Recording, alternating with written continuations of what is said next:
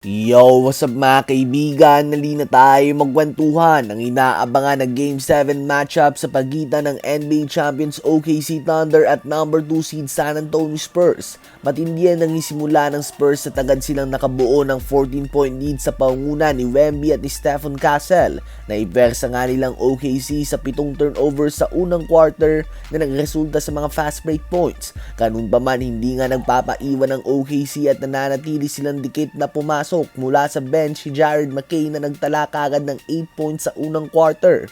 Sa second quarter naman ay pinagpatuloy lamang ng OKC ang momentum na ito sa pangunguna ni SGA na gumawa ng 13 points sa quarter lang na ito.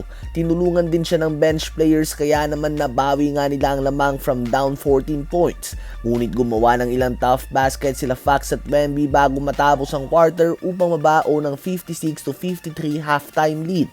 Sa third quarter naman ay nagpapaulan nga ng 3 points si Julian Champagnie, subalit dikit pa din nga ang bakbakan na ito mga kaibigan. Mainit si SGA subalit halos wala ngang tulong ang kapwa niya starters. 31 points si SGA subalit 14 points combined pa lamang ang 4 starters. Kaya naman nabaon pa din nga ng Spurs ang 80-77 lead patungo sa fourth quarter. Sa last quarter naman mga kaibigan ay tahimik pa din nga sila Chet Holmgren habang bukod nga sa starters ng Spurs ay nagising na din ang 6-man Player of the Year winner Keldon Johnson na gumawa ng mga 3 points. Nagpatuloy ang momentum ng Spurs hanggang sa uli nga ay tuluyan ng mga kaibigan at tinapos ng San Antonio Spurs ang season ng reigning NBA champions OKC Thunder. Tinalo nga nila ito at opisyal ng umabante sa 2026 NBA Finals kung saan makakaharap nila dito ang New York Knicks.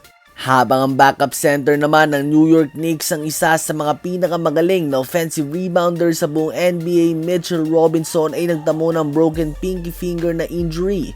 Ganun pa man, ang masaklap nga dito ay hindi naman siya na-injured habang naglalaro ng basketball. Bagkus nangyari nga ito sa activity na hindi naman related sa basketball at hindi pa sinasabi ng New York Knicks kung ano ba talaga ang totoong dahilan dito.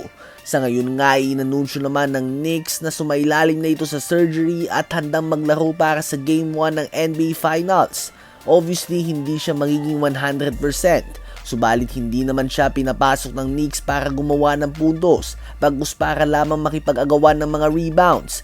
Kaya naman maliit na bagay lamang para sa kanya ang injury na ito. Siya nga yung tipo ng player na makakapuntos lamang dahil sadyang fina-foul siya ng kabilang team dahil sa kahinaan niya sa free throws. Kaya naman sa 10 free throw nga ay minsan may naipapasok din siyang ditong 3 o 4. Si Robinson nga ay malaking parte ng Knicks roster na ito, kaya naman malaking bagay nga na makakapaglaro siya ngayon mga kaibigan. Ano ba masasabi nyo tungkol dito? I-comment yan sa baba at aking babasahin yan. Huwag kakalimutan na mag-like, mag-subscribe at i-hit ang notification bell for more updates at kwentuhan. Maraming salamat po sa inyong lahat.